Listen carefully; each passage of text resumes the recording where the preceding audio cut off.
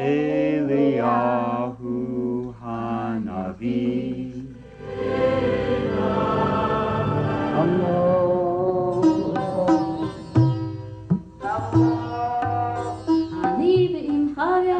Around the table we'll give you a treat. Step even to play with them like a sweet. And while we are dancing, the candles are...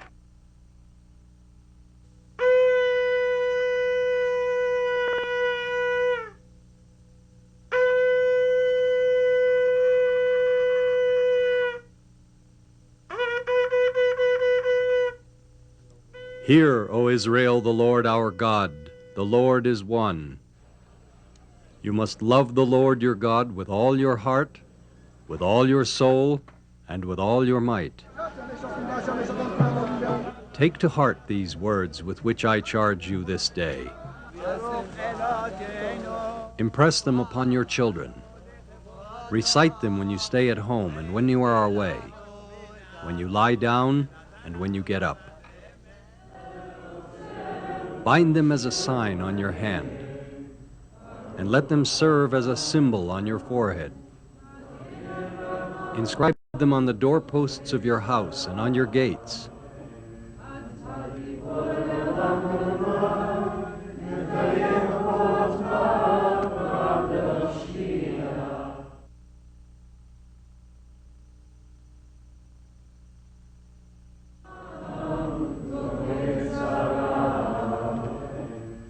Hear, O Israel, the Lord our God, the Lord is one.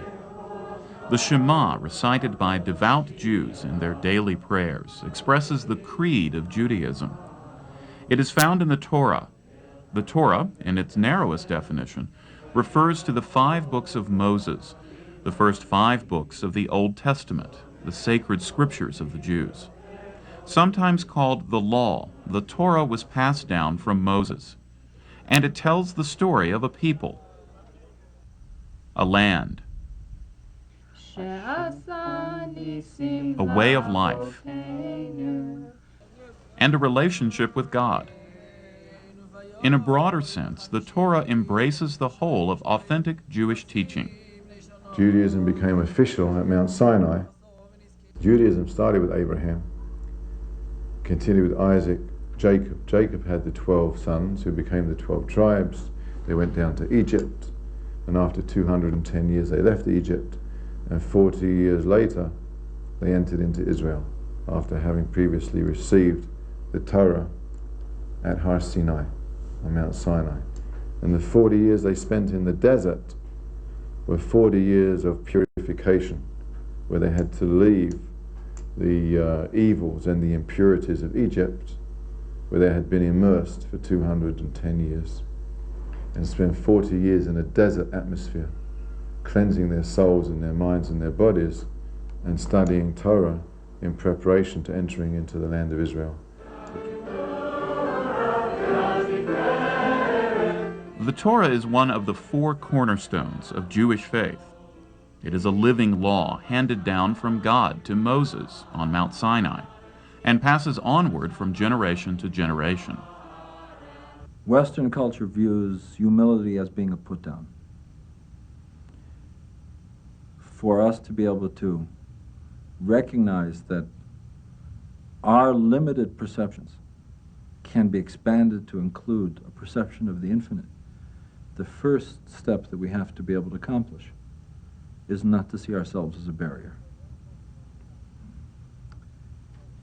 So therefore we talk about Torah, that gift of knowledge, as being the perception not of a set of disciplines, but a perception of the entire structure of creation. A central part of the service in a synagogue is the reading of the Torah.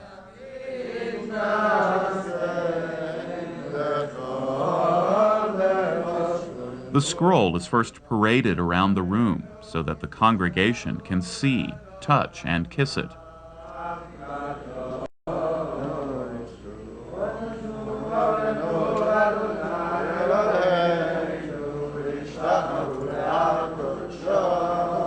It is then opened and read. In the Torah are found the other cornerstones of Judaism: the land, Go forth from your native land and from your father's house to a land that I will show you, the people, and I will make of you a great nation, and I will bless you. and the love of God. You must love the Lord your God with all your heart, with all your soul, and with all your might. So therefore Torah is not a religion, Torah is life. And we don't define them as being separate. The Torah, the land, the people, and the love of God have bound Jews together through exile and captivity, defeat and dispersion, and centuries of persecution in many lands.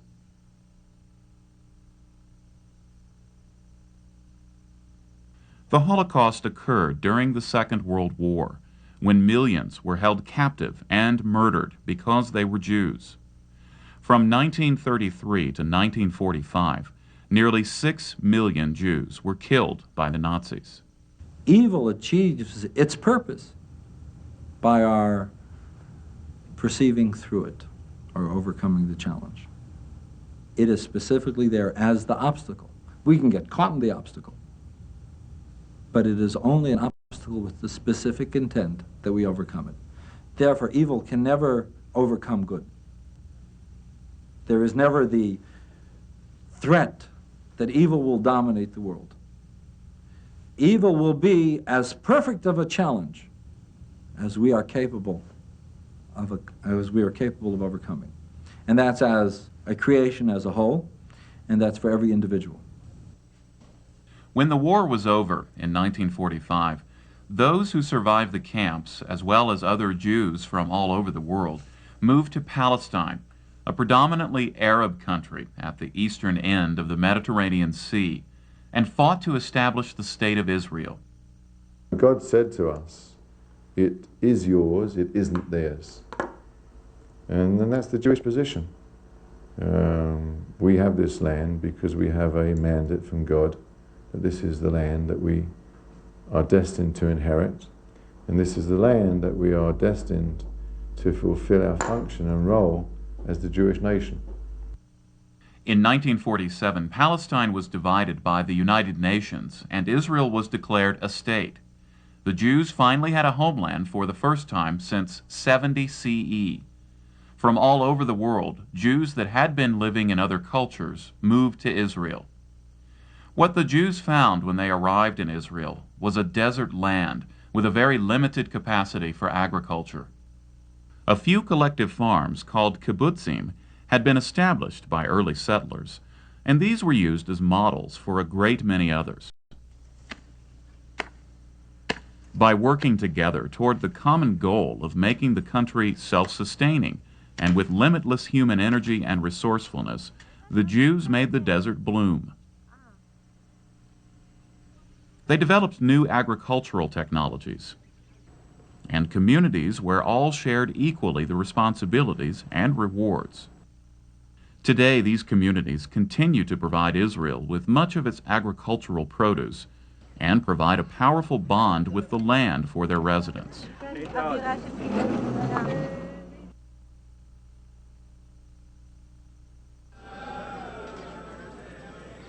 In Jerusalem, the Wailing Wall is the focal point of much of Jewish life. This is the only remaining part of the temple complex, which dates back to the days of Solomon and was destroyed twice, the last time in 70 CE, almost 2,000 years ago. The Jews believe the Messiah will appear here to bring peace and harmony to the world. And at that time, the temple will be rebuilt as a house of prayer for all the people on earth. In Judaism is found the roots of two of the other world's major religions, Christianity and Islam. Jesus grew up as a Jew in Palestine. He worshiped in the synagogue and followed a radical Jewish leader, John the Baptist. Jesus emphasized mercy and compassion and encouraged his followers to adhere to the high moral and ethical standards that are the foundation of both Judaism and Christianity. Much of Muhammad's knowledge of religion came from Jewish sages who lived during his time. The Quran makes reference to a number of Old Testament prophets, among them Noah, Lot, Abraham, Moses, and David. And of course, the central idea of one God is common to all three faiths.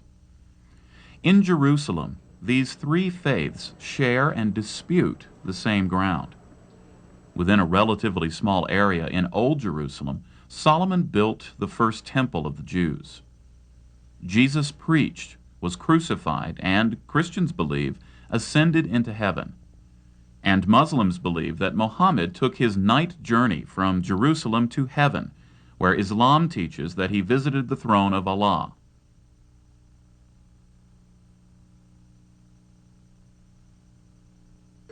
In the Torah is found the basis for the major rituals and festivals of Judaism. The Sabbath, from sunset on Friday through sunset on Saturday, is one of the most important of all holy days. Remember the Sabbath day to keep it holy. But there are three practical commandments which are absolutely essential to fulfill a basic Jewish life. And those are family purity, kashrut, the dietary laws, and Shabbos, Shabbat. And we cease from creative activity once a week in order to remind ourselves and to refresh our memories and to give honor to God, who is the ultimate creator of the universe. The Shekhinah is in some ways the feminine aspect of God.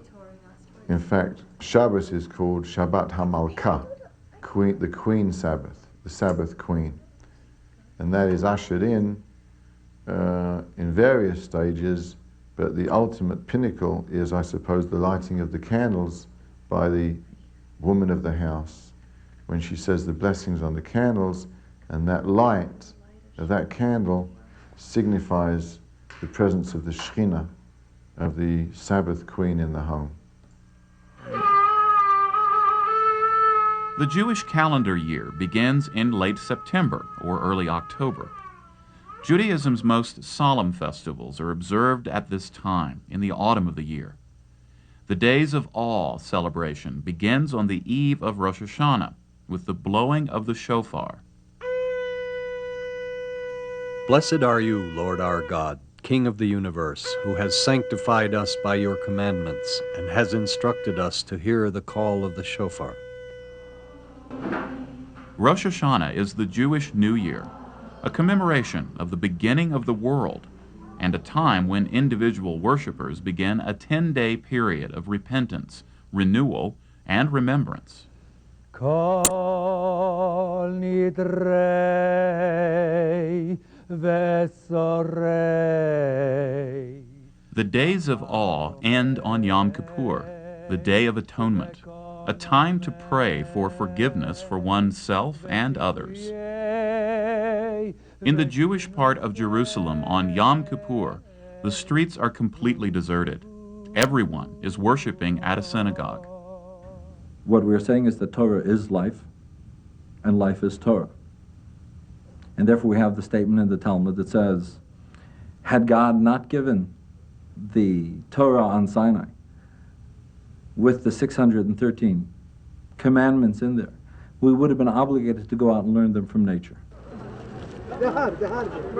The next festival on the Jewish calendar is Sukkot, the Feast of Booths, which recalls ancient harvest festivals, and the way in which the Israelites lived during their 40 years in the desert on their journey from Egypt to the Promised Land. People buy perfect examples of the 4 plants specified in the Torah. Sukkot booths, such as this one on a kibbutz in northern Israel, are built by families each year. Sukkot is also celebrated in the synagogue. During the service, the plants are waved in the hand, following the commands of Leviticus. And ye shall take the fruit of goodly trees, branches of palm trees, and boughs of thick trees, and willows of the brook, and ye shall rejoice before the Lord. Being Jewish is really a full-time occupation. That is the purpose of life. And in order to do that, of course, one needs to make a living. That is the Jewish philosophy. It's not that one is, let's say, a doctor, and he also happens to be an Orthodox doctor, or a conservative doctor, or a Reformed doctor, or whatever it is, or a Christian doctor. In Judaism, it is first and foremost that he's a Jew, and in order to support his wife and family, he works as a doctor. Hanukkah, the Feast of Light, is a time for remembering too. Hanukkah is observed in celebration of the time when the Maccabees reclaimed Jerusalem from the Syrians. The Hanukkah candles are lit to recall the rekindling of the temple light. According to legend, the Maccabees found only enough holy oil in the temple to keep the lights burning for one day. But that one jar miraculously kept the light burning for 8 days and 8 nights, until the priests could prepare enough oil to keep it burning thereafter. The Hanukkah candles symbolize the light of religious freedom. Gather round the table, we'll give you a treat. Everyone to play with them like a sweet. And while we are dancing, the candles are burning low. One for each light they shed a sweet light to remind us of days long ago. One for each night they shed a sweet light to remind us of days long ago. Eliyahu Hanavi. The exodus from bondage in Egypt is also celebrated on Pesach, or Passover, a time for remembering. Why is this night different from all other nights? We were slaves in Egypt, and the Lord God, our Eternal, brought us forth with a mighty hand. 5 centuries of struggle for religious freedom is commemorated by a 3-week period of semi-mourning, which ends on Tisha B'Av, the 9th day of the month of Av, a day of fasting and mourning over the destruction of the temple and over the tragedies that have befallen the Jewish people throughout their history. God, therefore, doesn't cause evil, doesn't cause tragedy to happen. We as mankind do. We are the ones who are the fluctuating variable. If we would balance ourselves consciously with all of the other variables of creation, the world would be in perfect balance and there would be no suffering.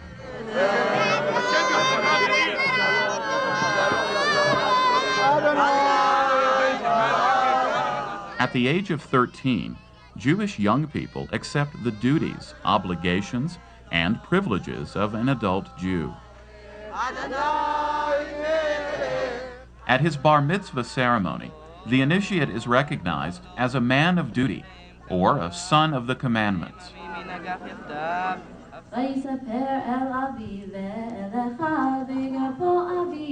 A young woman celebrates the Bat Mitzvah and becomes a daughter of the commandments to introduce her into the adult community.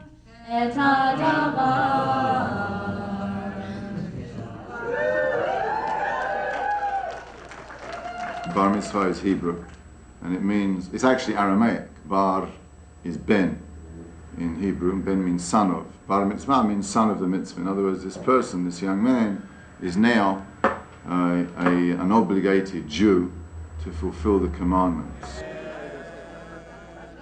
The young person studies Torah and learns about the laws that govern Jewish life in preparation for their bar or bat mitzvah. They will read from the Torah in front of the community at the celebration.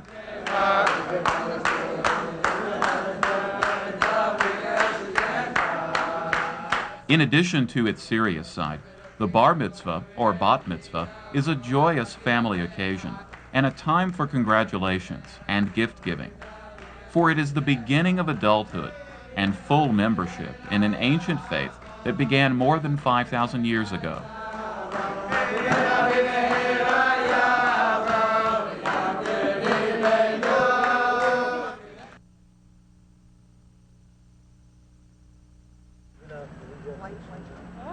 There are several different sects in Judaism.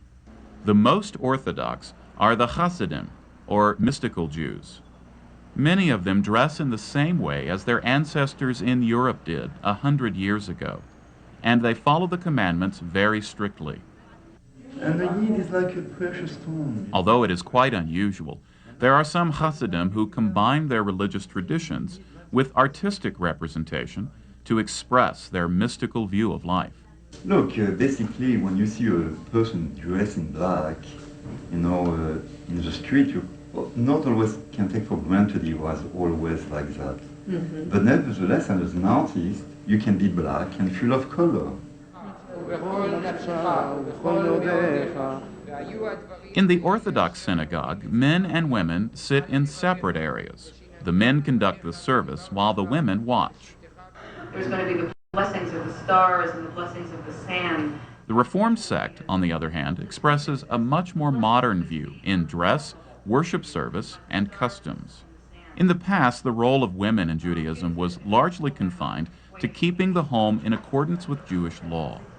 While this is still true in Orthodox Judaism, in the Reformed sect, women play a central part in the synagogue as well. The thing that excites me so much about Judaism right now is the women in it. I see the face of Judaism being transformed by its women, and there's all sorts of ways that are being brought about by women rabbis now that are changing the liturgy, changing the way we daven, the way we pray, to make it more soulful, to make it more alive and refreshing, so that when you leave, you really feel like you've done something exquisite. Reformed Judaism was brought over to the United States later on, and now, as you know, it is a large denomination. It is a denomination that basically says you keep your Jewish heritage in the way that you feel fit. And it's not so important whether you drive on the Sabbath or whether you eat pork or don't eat pork. What's important is that you stay together as a community and that you make Judaism utterly relevant to modern life. The most recent transformation within Judaism is the emergence of the Jewish renewal movement. Begun in the 1960s, Jewish renewal incorporates some of the ancient mystical elements of Hasidic Judaism, bringing its followers an opportunity for a direct experience of God. Imagine I ask you the question, who are you? And you will answer. Give me your name. And I say, thank you, who are you? And each time I ask deeper and deeper and deeper and deeper. And then you say, I am consciousness. And then I say, thank you, who are you? I'm the source of consciousness. Thank you, who are you? Ultimately, you have to say, I'm God. In this form, but I'm God. That notion of recognizing that we are children of God, like we are snippets of the great hologram, that we contain in ourselves that spark of the living God. That recognition, together with a celebration of the body and of the heart and of the insights that come from the mind, that basically created the matrix out of which Jewish renewal came.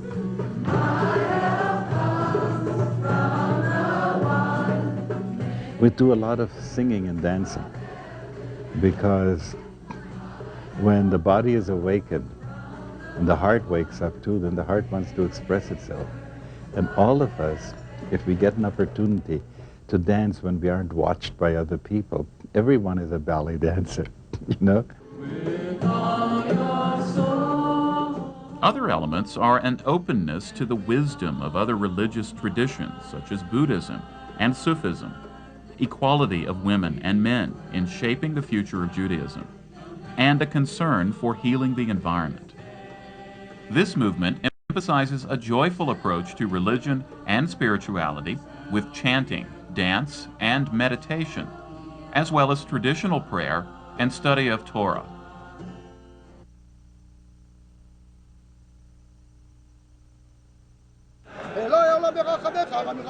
In many ways, Judaism is a religion of remembrance, but it is a religion that looks forward too. After the Roman conquest of Israel in 70 CE, the Jews were scattered throughout the world, but they carried their beliefs with them. and they still teach their children to love and respect the Torah. It is a faith that sent Abraham in search of the Promised Land, now the spiritual homeland for more than 14 million people. It is a faith that takes its way of life from the words of Moses, honors its kings and its prophets and sages by rereading and revering their writings, and carries on a continuing dialogue that began in exile when the men of the great synagogue began to interpret the law of the Torah and wrote down their commentaries in the Talmud. It is a faith that binds people of many lands together with the common belief in the people and the land of their ancestors and the lives and words of their founders and the great law of love. If we change the human beings that we come in contact with, we will eventually change the sensitivity and the awareness of the world. If we can change the awareness of the world, suffering does not need to exist. Hear, O Israel, the Lord our God, the Lord is one. You must love the Lord your God with all your heart, with all your soul, and with all your might.